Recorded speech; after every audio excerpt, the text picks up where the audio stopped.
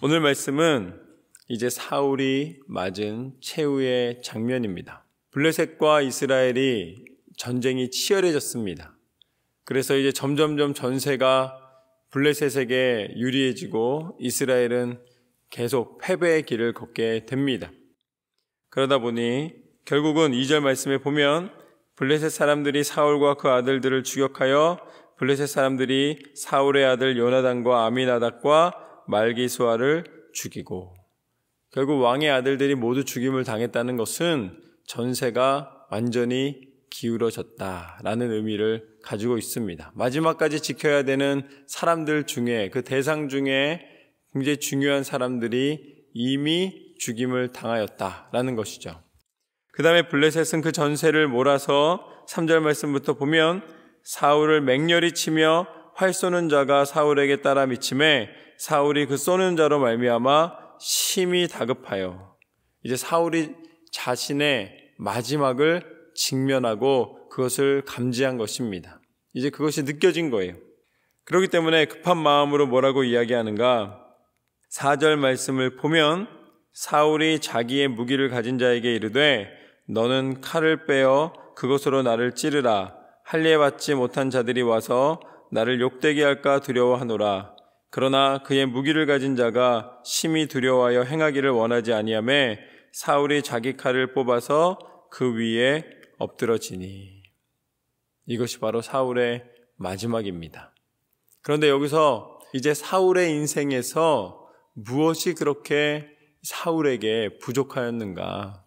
그것을 볼 수 있는 단면입니다. 그것이 바로 무엇이냐면 사울 옆에 무기를 든 자가 있었어요. 그러면 왕이 무기를 들게 하는 사람을 아무나 세우겠습니까?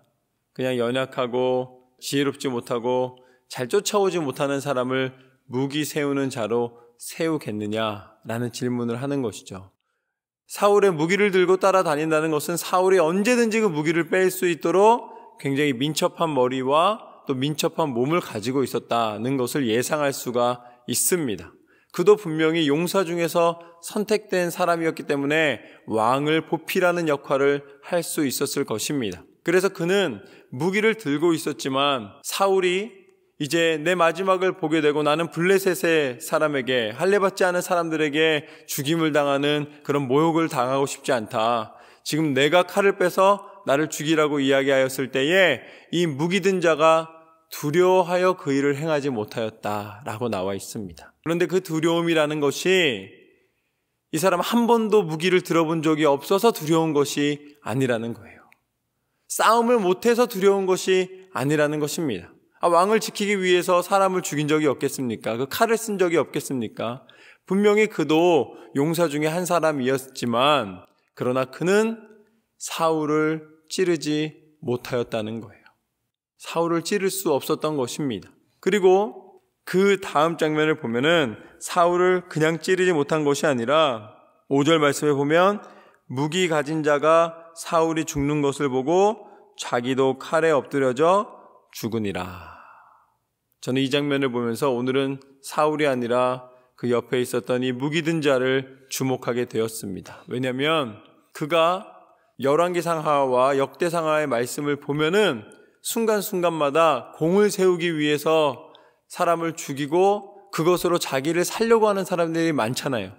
그럼 지금 사울이 왕이기 때문에 사울이 나를 죽여달라고 부탁하였지만 사울을 죽이고 그 목을 가져다가 자신의 목숨을 살릴 수 있는 기회가 있는 사람이었어요. 이 무기 든 사람이 사울의 목을 블레셋에게 가지고 가서 자신의 목숨을 구하면 그들이 그 공을 인정해서 이 사람을 살려줄 수도 있는 그런 상황이었지만 이 무기 든 사람은, 이름도 없이 나와 있는 이 무기 든 사람은 자신이 섬겼던 사울을 죽이지도 않았을 뿐더러 사울의 죽음을 보면서 자신도 목숨을 끊는 것을 보게 되는 것입니다. 저는 이 장면이 너무나 안타까운 거예요. 왜냐? 사울에게는 이렇게 충성스러운 용사가 있었다는 것입니다. 요나단과 같이 자신의 친구를 사랑하고 정직한 아들도 있었고, 이렇게 자신을 끝까지 두려움 가운데 자신을 섬기던 자신의 종도 있었고, 그리고 심지어는 다윗도 사울을 사랑하였습니다. 다윗도 사울이 하나님의 사람임을 인정했었어요. 그렇다면 사울의 죽음은 무엇인가? 사울의 실패는 무엇인가? 자신의 생각에 사로잡혀 주변에 있었던 진정한 친구와 동역자와 용사들을 구별하지 못했다는 거예요. 만약에 사울이 다윗과 대적 관계에 있지 아니하고 다윗을 아끼고 사랑하던 첫 마음을 잃지 않았다면 사울은 그 모든 에너지를 블레셋과 전쟁하는 데 쓸 수 있었을 것입니다. 그러나 사울은 다윗과 갈등 관계를 만들었어요. 여러분, 적이 누군지를 아는 것이 지혜인 줄로 믿습니다. 갈등하면 안 돼요. 싸우면 안 돼요. 가족은, 동료는 함께하는 것입니다. 그게 이기는 길이고, 그게 집안이 다시 한번 일어서는 길이고, 그게 교회가 승리하는 길이고, 그게 나라가 잘 되는 길인 거예요. 안에서 싸우는데 밖에서 어떻게 싸웁니까? 여러분, 하나 될 때에 승리하게 되는 줄로 믿습니다. 사울의 문제는 힘이 없던 것이 아니에요. 경험이 없던 것이 아닙니다. 사울은 기골이장대하였고 누구보다도 강한 사람이었어요. 성품이 처음에 연약함이 보였지만 그러나 점점 훈련을 통해 그는 점점 강성해진 사람이었습니다. 그는 능력이 없어서 죽은 것이 아니에요.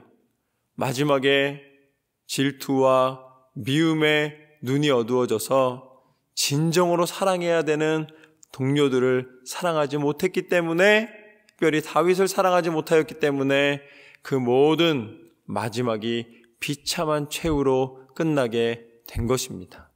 여러분, 사랑이 능력인 줄로 믿습니다. 그래서 예수님께서 말씀하신 거예요. 7번 용서해야겠습니까? 라는 질문에 예수님이 뭐라고 말씀하십니까? 7번씩 70번이라도 용서하고 용납하고 사랑하고 나누는 것, 그것이 능력인 줄로 믿습니다.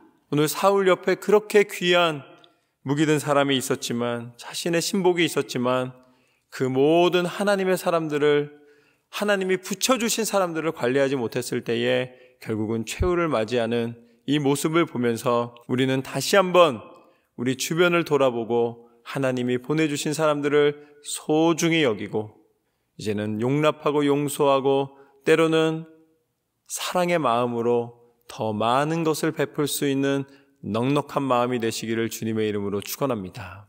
그때 사울은 결국은 그렇게 마지막을 맞이하게 되었고, 이제 블레셋은 죽어있는 사람들을 다 옷을 벗겨서 무기를 취하여서 전리품들을 다 가지게 됩니다. 그때 다 옷을 벗기면서 보니까는 사울과 그 아들들이 길보아 산에서 죽어있는 것을 보았습니다.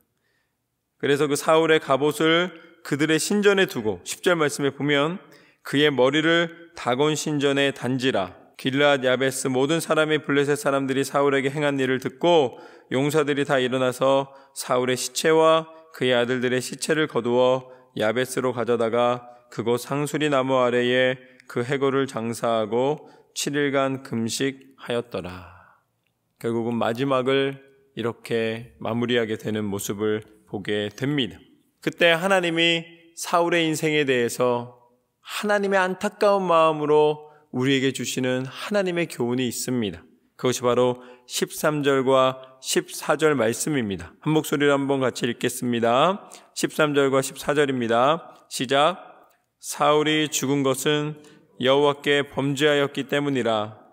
그가 여호와의 말씀을 지키지 아니하고 또 신접한 자에게 가르치기를 청하고 여호와께 묻지 아니하였으므로 여호와께서 그를 죽이시고 그 나라를 이새의 아들 다윗에게 넘겨주셨더라. 아멘. 여러분, 사울이 마지막 이렇게 초라한 비참한 결과를 맺은 이유는 오늘 말씀에 분명히 이렇게 말씀해 주십니다. 사울은 사람에게 범죄한 것이 아니라 여호와께 범죄하였기 때문이라. 그것이 무엇이냐면 하나님의 말씀을 지키지 아니하였다. 하나님은 우리에게 이미 말씀하여 주셨는데 그 말씀을 지키지 않는 것은 죄인 것을 알려주십니다. 그리고 신접한 자에게 가르치기를 청하였다. 결국은 우상을 섬기고 하나님보다 앞서는 자신의 마음에 의지하는 곳이 있었다는 것이죠. 그리고 가장 중요한 것은 무엇이냐면 여호와께 묻지 아니하였다. 가장 중요한 순간에 우리는 기도를 통하여 나아가야 될 줄로 믿습니다. 사람의 궁리로, 사람의 꾀로 승리하고 나아가는 것이 아니라 믿음의 사람은 기도로 나아가는 것이 승리인 줄로 믿습니다. 이와 반대로 역대상 11장 8절과 9절 말씀을 보면은 이렇게 나와 있습니다. 다윗이 밀로에서부터 두루성을 쌓았고 그 성의 나머지는 요압이 중수하였더라. 만군의 여호와께서 함께 계시니 다윗이 점점 강성하여 가니라. 사울은 하나님께 묻지 아니하고 하나님과 함께하지 아니하고 오히려 신접한 자를 의지하고 자신의 방법대로 그 모든 것을 행하였을 때에 하나님이 떠나시니까, 하나님이 붙잡아 주지 않으시니까 결국은 이런 결과를 낳게 되었고, 그와 반대로 다윗은 여호와께서 함께 하시니 그가 점점 강성하여 졌더라. 하나님과 동행하는 삶을 통하여 하나님의 축복을 누리시는 삶이 되시기를 주님의 이름으로 축원합니다. 하나님과 함께 거하는 것이 능력이요 축복인 줄로 믿습니다. 어디까지? 십자가의 길을 걷더라도, 그 십자가의 고난의 길이라 할지라도 하나님의 뜻에 순종하여 하나님과 동행하는 것이 생명이요 능력인 줄로 믿습니다. 왜냐하면 그 길을 보여주신 분이 바로 예수 그리스도이십니다. 예수님은 사람들에게 외면당했고 사랑하던 제자들도 다 떠나갔고 모든 것을 잃어버린 것처럼 보입니다.